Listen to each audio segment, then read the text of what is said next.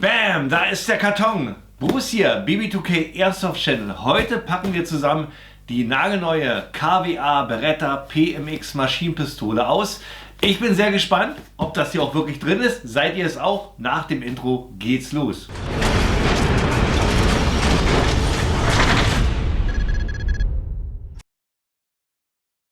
Intro ist durch, da bin ich wieder, ich bin da, der Karton ist da, das Messer ist da. Lasst uns jetzt hier das Ganze mal eröffnen und schauen, ob auch wirklich das drin ist, was ich euch vor dem Intro gesagt habe. Ja, die Firma Umarex hat mir diesen schönen Karton hier zugesendet mit der nagelneuen KWA Beretta PMX Maschinenpistole.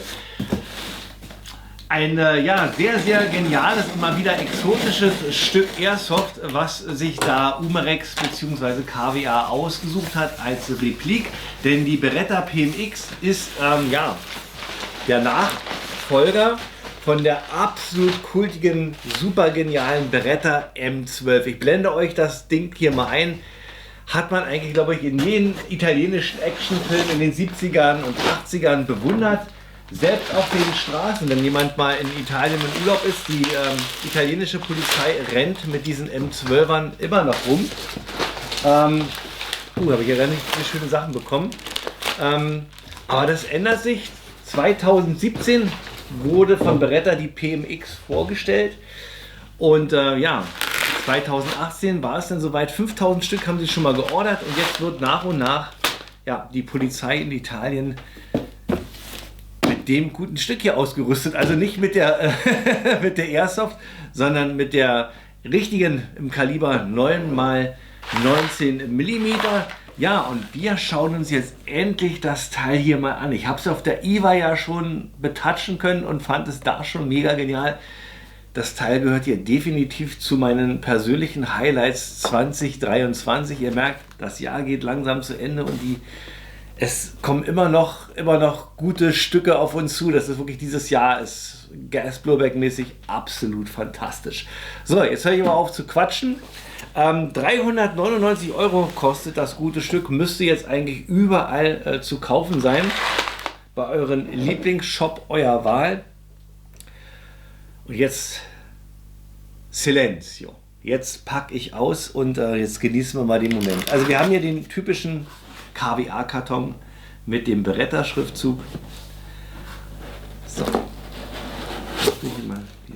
Da ist er. Ja. So sieht sie aus. Klein, kompakt und das Schöne, wie beim Original, auch das Original besteht viel aus Polymer, aus Aluminium und nur die wichtigen Teile wie Verschluss, Lauf und so wurde alles aus Stahl gefertigt. Und das Teil ist wirklich ein schöner Nachbau. So sieht er aus. Hier ist der Karton, hier ist die PMX, Gasmagazin, hat 48 Schuss Kapazität. Dazu gibt es dann noch, das typische hier wäre so eine kleine Anleitung. Dann haben wir den Karton weg. Ich hole das mal raus. Ja, ich finde das toll, dass endlich mal wieder, eigentlich, das sage ich glaube ich dieses Jahr auch sehr oft, 2023, es kommen extrem viele exotische Sachen auf den Markt seit 2023 und das feiere ich ab. Hier haben wir eine kleine Anleitung. Ich gucke mal kurz rein, ja, mit einer Teileliste, Funktionshinweise. Das Schöne, die PMX soll wirklich auch so aufgebaut sein, dass man sie so genau so zerlegen kann wie das Original. Und dann haben wir hier auch noch Sicherheitshinweis. So, und jetzt aber kommen wir zu dem guten Stück. Da ist es. Ja. Ich lege mal das Magazin ein. So sieht es aus. Richtig schön leicht. Dank Kunststoffbauweise und Aluminiumbauweise haben wir hier nur ein Gewicht von 2,4 Kilo hier bei der Airsoft und sogar auch das Reach-Vorbild hat auch so ungefähr, glaube ich, 2,4 oder 2,5 Kilo. Also wirklich sehr, sehr nah am Original gebaut. Und wir haben hier alle Lizenzen am Start. Dank Umarex haben wir hier alle Beretta-Lizenzen. Ich gucke hier mal kurz. Sieht fantastisch aus. Schaut euch das mal rein. Hier haben wir also alle Markings ganz groß. Hier PMX, Beretta-Logo. Ja, und auch hier am Griff haben wir das. Hier auch nochmal. Ich glaube, hier ist es. Oh, auch wunderbar. Schaut mal hier. Ganz dezent. das F angebracht. Richtig schön, nichts Weißes oder Großes, schön dezent, so mag ich das. Und dann haben wir hier eine schöne, leichte Maschinenpistole. Richtig schön. Und das Tolle, schaut euch die mal an. Und jetzt blende ich euch oben noch mal die Beretta M12 ein. Also vom Aufbau sieht die absolut identisch aus, aber hier halt alles modern. Das wurde auch absichtlich so gemacht, sodass gerade die Behörden, die von der M12 auf die PMX umsteigen, sich nicht groß gewöhnen müssen. Was hier hinzugekommen ist, neben der Polymerbauweise, dass es jetzt hier komplett beidseitig bedienbar ist. Wir haben jetzt hier den Feuerwahlhebel, den können wir hier auf der linken Seite bedienen und auch auf der rechten Seite. Wir haben den Magazinlöseknopf einmal hier zum Draufdrücken und dann haben wir den Magazinlöseknopf auf der Seite hier zum Draufdrücken. Und wir haben sogar den Ladehebel, den können wir jetzt von der einen Seite auch auf die andere Seite packen. Dazu muss aber die Waffe zerlegt werden, geht aber auch ziemlich schnell. Und ich denke mal, vielleicht mache ich das jetzt auch noch im Auspackvideo, dass ich mal gucke, ob man die auch so zerlegen kann wie das Original. Das wäre episch. So, dann haben wir hier natürlich schon den Frontgriff verbaut, von Werk aus hier von Umarex, finde ich auch absolut genial. Dann haben wir hier die Visierung, ist auch sehr speziell gebaut. Wir haben einmal im eingeklappten Zustand hier eine Visiermöglichkeit.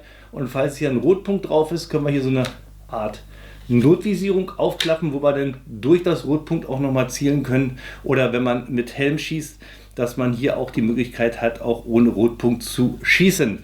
Dann haben wir hier Sling-Aufnahmen rechts, links, vorne. Hier auch nochmal 2 Sling-Aufnahmen. Den Stock hatte ich euch schon gezeigt. Sitzt absolut stramm.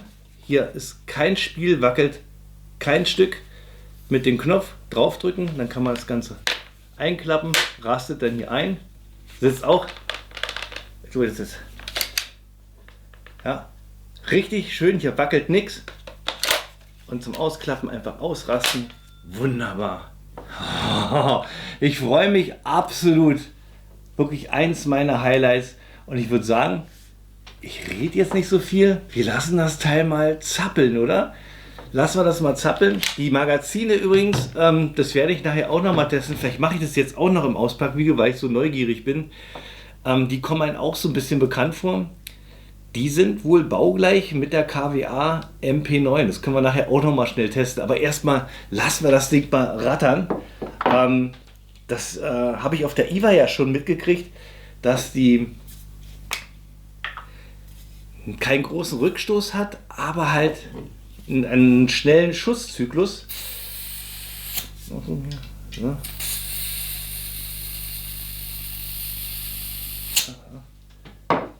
Machen wir erstmal Dry Fire, ne? Ja.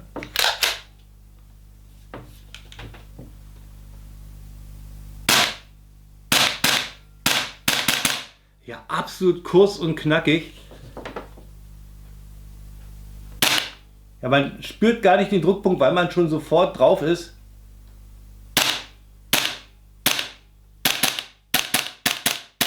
Also da lässt sich richtig. Kann man richtig schnelle Schussfolgen mitmachen. Magazin kühlt ja ein bisschen ab. Aber ich denke mal, das ist richtig gut gemacht. Machen wir mal noch mal ein paar Bibis rein. Ich mache mal noch ganz kurz einen Schuss. Und dann hauen wir noch mal ein paar auf die Scheibe. Mal gucken, ob wir das jetzt hier so ohne Speedloader reinkriegen. Ja, also ich finde das genial. Ja, so geht's. Gut. So geht's.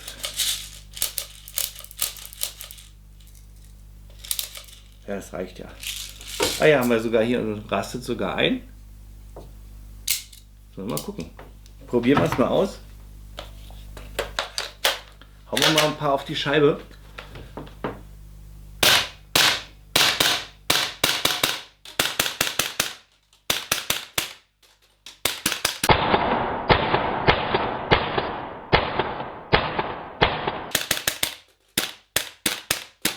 Nach dem letzten Schuss bleibt der Verschlussfanghebel authentisch in der letzten Position.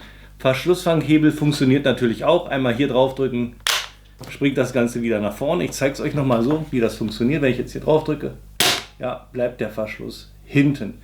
absolut cool. So, ich würde mal sagen, jetzt schauen wir erstmal, ob das Magazin passt. Da ist sie, die KWA MP9. Ich nehme mal das Magazin raus. Also sieht optisch schon mal absolut identisch aus. Ich nehme mal das hier von der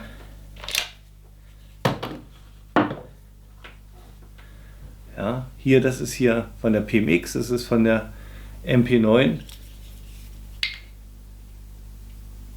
Sieht eigentlich absolut authentisch aus. Von der anderen Seite, lass mal gucken. Ja, also ich denke mal, das wird funktionieren. Ich nehme mal jetzt hier das PMXer. Machen wir noch mal ein bisschen Gas rein. Ein bisschen Munition.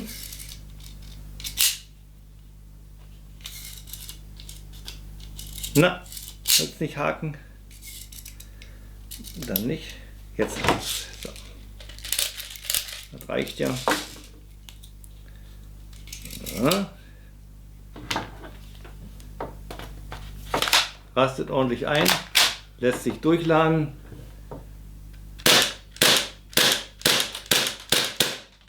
Schießt und nach dem letzten Schuss bleibt auch der Verschluss hinten. Also bei der MP9 funktioniert es. Jetzt nehme ich das MP9 Magazin. So. Ach, hier haben sie. Hier merkt man einen Unterschied. Hier ist die Zuführung schmaler, sodass ich hier oben einladen muss. Das ist doch anders. Oh, jetzt habe ich keinen.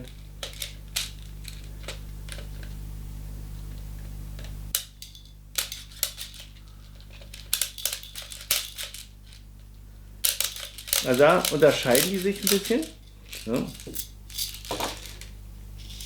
Also hier ein bisschen scheiße geladen, aber hier der Schlitz ist hier schmaler, sodass man die Bibis nicht von unten einführen kann, sondern von oben.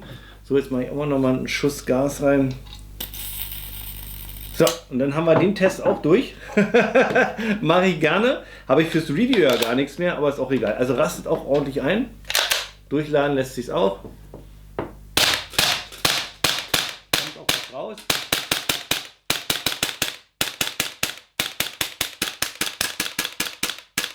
Aha. Also ich habe keine Munition mehr. Aber na gut, jetzt ist Gas alle. Der Verschlussfang funktioniert nicht. Ich probiere nochmal. Machen wir nochmal kurz nur Gas rein.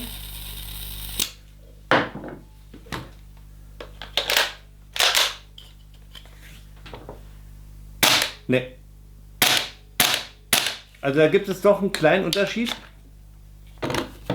dass hier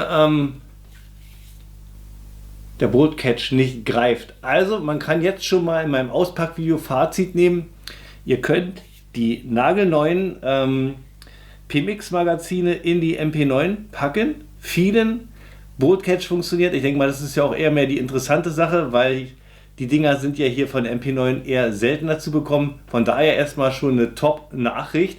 So, und jetzt würde ich sagen, dann haben wir das ja schon so weit durchgetestet. Jetzt bin ich auch noch gespannt. Jetzt nehmen wir das Teil mal noch mal schnell, machen wir mal ein schnelles Feld zerlegen, oder? Mal sehen, ob ich das hinbekomme. Und zwar haben wir hier, wie beim Original, so einen Bolzen. Den müsste man nur reindrücken. Dann kriege ich den mit einem Kugelschreiber. Ist wieder total, ja, so bin ich, ne? Unvorbereitet. Einfach mal ausprobieren, ob es geht. So, also das lässt sich schon mal rausdrücken. Ist selbstsichernd, der Bolzen. Und dann braucht ihr eigentlich nur das hier nach vorne schieben. So, dann könnt ihr das vorne abnehmen. So sieht die PMX von innen aus. Ich glaube, ich mache mal noch mal einen Cut. Machen wir noch mal kurz eine Magnetkontrolle. Hier ist der Magnet. Ich bin echt schlecht vorbereitet. Gucken wir noch mal schnell. Bolzen ist aus Stahl gefertigt. Firing Pin ist aus Stahl gefertigt. Hammer Aluminium. Disconnector aus Stahl gefertigt. Dann der Fire Selector aus Stahl. Abzug, Aluminium, und Rest ist ja so alles Kunststoff. So, gucken wir mal weiter. Haben wir hier den Lauf, Aluminium, Aluminium, Gehäuse, Aluminium, Verschluss, Ladehebel, alles aus Aluminium. So, dann holen wir das Ganze mal raus. Da haben wir hier hinten so eine Verschraubung. Die ist, hier, das Ding ist aus Stahl, komplett. Hier auch aus Stahl. Braucht man also eigentlich nur abschrauben. Ja. Das ist wirklich wie beim Original. Feiere ich jetzt ja gerade total ab. So, ob da schön massiv. Ja, dann haben wir hier die Federführungsstange. Einmal die Feder, zweite Feder. So, und jetzt können wir den Verschluss rausholen. Ein bisschen in die Richtung, bis wir hier diese Ausbuchtung haben. Und dann können wir nämlich den Ladehebel abziehen. Da ist er. Und jetzt müsste der Verschluss eigentlich komplett rausgehen. Dann habe ich anscheinend auch noch ein paar Teile verloren. Hier so kleine Plastikpüpsel, die kommen hier rein. So, hier, so sieht der Verschluss aus. Nadel, sehr führig, gehen wir noch mal gucken. Ja, Verschluss komplett aus Aluminium. Was ich hier gerade sehe, hier vor dem Verschluss haben wir hier so eine Messingrolle, hier auch. Ich denke mal, das ist dafür da, dass der Verschluss hier sauber im Gehäuse hin und her rollt, bzw. sich hin und her bewegt. Nochmal kurz zum Ladehebel. Ja, den könnt ihr jetzt natürlich beim Einbauen von dem Loch auf dieses Loch stecken und dann können natürlich die Linkshänder auch hervorragend laden. So, dann haben wir das gute Stück zerlegt und ich würde sagen, das war es dann erstmal. Ich baue es jetzt nicht mehr zusammen, das mache ich nachher. Das war mein Auspackvideo gewesen zu der nagelneuen KWA Beretta PMX aus dem Hause Umarex. Ich freue mich absolut, dass dieses exotische Stück es als Gas Blowback bei uns hier auf den Tisch geschafft hat. Also alle Airsoft-Sammler, denke ich mal, werden hier absolut zuschlagen. So wie das Ding jetzt auch performt, bin ich mir sicher, dass es auch für Airsoft-Spieler richtig was Ordentliches ist. Zumal auch die MP9-Magazine so einigermaßen passen, aber rückwärts, was wichtiger ist, PMX passt auf MP9, ist erstmal auch schon mal eine gute Ansage. Und das Ansprechverhalten, fantastisch. Ich denke mal, wir haben hier eine gute Gaseffizienz, wie die Präzision und wie alles andere ist, das werden wir dann nachher in meinem Review rausfinden. Ich denke mal, das ist erstmal alles, was ich euch jetzt zu sagen habe. Ich bin begeistert, ich baue das jetzt zusammen.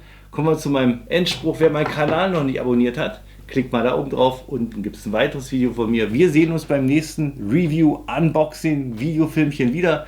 Bleibt bis dahin gesund. Euer Bruce.